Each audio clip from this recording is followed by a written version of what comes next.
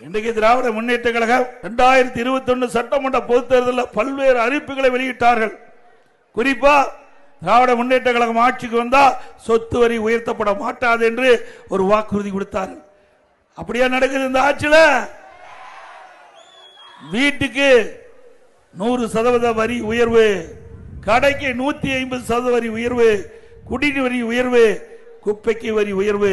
அது மட்டுமல்ல, இன்றைக்கு ஆலோசனை கூட்டத்தில் தெரிவிக்கப்பட்டார்கள், ஆண்டுக்கு 6% இந்த வரிகள் உயர்த்தப்படும் என்று.